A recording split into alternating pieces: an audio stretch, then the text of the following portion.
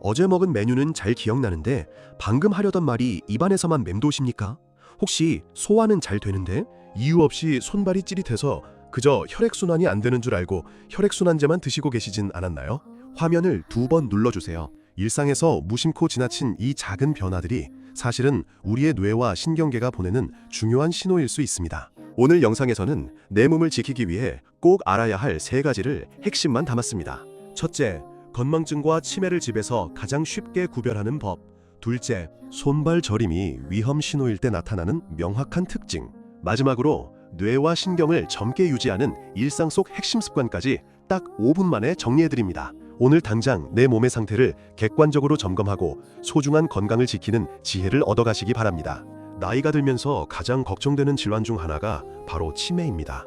물건 둔 곳을 깜빡할 때마다 설마 나도 치매가 아닐까 하는 두려움이 앞서게 되죠. 68세 김영숙 씨도 최근 자꾸만 열쇠를 어디 두었는지 잊어버려 덜컥 겁이 났습니다. 순간 나도 치매인가 하는 생각에 가슴이 철렁 내려앉았고 잠도 제대로 자지 못했다고 합니다. 다행히 병원 검사 결과 김 씨는 치매가 아닌 단순 건망증이었습니다. 이처럼 노화에 따른 단순 건망증은 일상생활을 수행하는데 약간의 불편함은 있을지언정 인지 능력 전체를 무너뜨리지는 않습니다.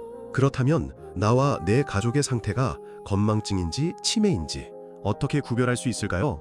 아주 쉽고 명확한 기준이 있습니다. 건망증은 내용을 잊어버리는 것이고 치매는 사건 자체가 사라지는 것입니다. 지난주 가족 모임을 예로 들어보겠습니다. 건망증인 사람은 엄마, 지난주 모임 때 갈비 맛있었잖아 라고 슬쩍 힌트를 주면 아 맞다 그때 갈비 참 맛있었지 하며 금방 기억해냅니다. 세부적인 내용만 잠시 깜빡한 거죠. 하지만 치매는 다릅니다. 치매 환자는 아무리 옆에서 힌트를 주어도 우리가 언제 모였다고 그래? 난 그런 적 없다라며 모임이 있었다는 사실 자체를 까맣게 잊어버립니다. 맥락 자체가 뇌에서 지워진 것입니다. 이야기를 들으니 덜컥 겁이 나시나요? 하지만 너무 두려워하실 필요는 없습니다. 치매 환자의 상당수는 초기 단계에 발견할 경우 적절한 관리와 생활습관 교정을 통해 진행 속도를 충분히 늦출 수 있기 때문입니다. 무서워하며 피하기보다 66세 이상이라면 국가건강검진에서 제공하는 인지기능, 장애검사를 2년에 한 번씩 꼭 챙기시는 것이 현명한 예방법입니다. 다음으로 우리가 일상에서 가장 많이 오해하는 증상인 손발 저림에 대해 알아보겠습니다.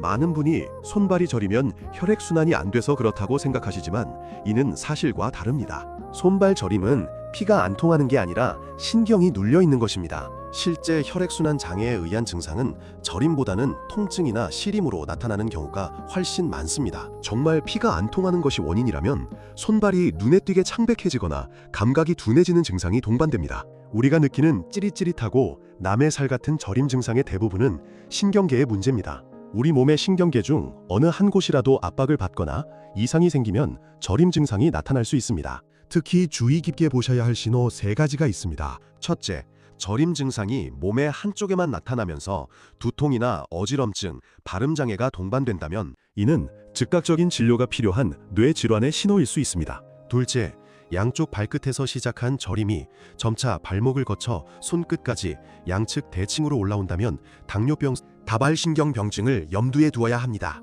통계적으로 당뇨 환자의 약 30% 이상이 신경병증을 경험하는 만큼 당뇨를 앓고 계신 분들은 손발 저림을 예민하게 관찰하셔야 합니다. 셋째, 유독 밤마다 손바닥과 손가락 끝이 저리다면 손목에 신경이 눌리는 손목굴 증후군일 가능성이 큽니다. 주방 일이나 가사를 많이 하시는 분들에게 자주 발견됩니다. 이처럼 손발 저림은 원인이 매우 다양하기 때문에 원인을 모른 채 임의로 혈액순환제만 복용하다가 치료의 골든타임을 놓쳐서는 안 됩니다. 다행히 초기 신경계 이상은 정확한 검사를 통해 원인만 찾으면 물리치료나 생활관리만으로도 충분히 호전될 수 있습니다. 증상이 지속된다면 전문의를 찾아 정확한 원인을 찾아보시는 것이 안전합니다. 그렇다면 소중한 우리의 뇌와 신경 건강을 100세까지 건강하게 유지하는 방법은 무엇일까요? 결국 일상 속 작은 생활 습관이 가장 중요합니다. 우리 뇌세포의 기능을 돕고 기억력 개선에 도움을 주는 오메가3 등의 영양소는 매일 먹는 밥상에서 채우는 것이 가장 안전하고 효과적입니다. 일주일에 2-3번 고등어나 삼치 같은 등푸른 생선을 섭취하고 견과류를 챙겨 드시는 식습관이 뇌신경 건강에 큰 도움이 된다는 연구 결과들이 많습니다. 여기에 규칙적인 수면과 하루 30분씩 가벼운 산책을 병행한다면 활기찬 노후는 충분히 통제하고 만들어갈 수 있습니다. 우리 몸이 보내는 작은 깜빡임과 찌릿한 저림은 무조건 무서운 질병을 의미하는 것은 아닙니다. 다만 내 몸을 한 번 더 돌봐달라는 친절한 경고 등에 가깝습니다. 지금 주변을 한번 둘러보세요. 나 요즘 왜 이렇게 깜빡하지? 손발이 왜 이리 저리지? 하면서 대수롭지 않게 넘기거나 검증되지 않은 약만 찾아 드시는 가족이나 지인분이 계신가요? 이 영상을 그분들께 공유해 주세요. 정확한 정보 하나를 나누는 것이 소중한 사람의 건강한 내일을 지켜주는 첫걸음이 될 수 있습니다. 오늘 영상이 유익하셨다면 구독과 좋아요 부탁드립니다. 감사합니다.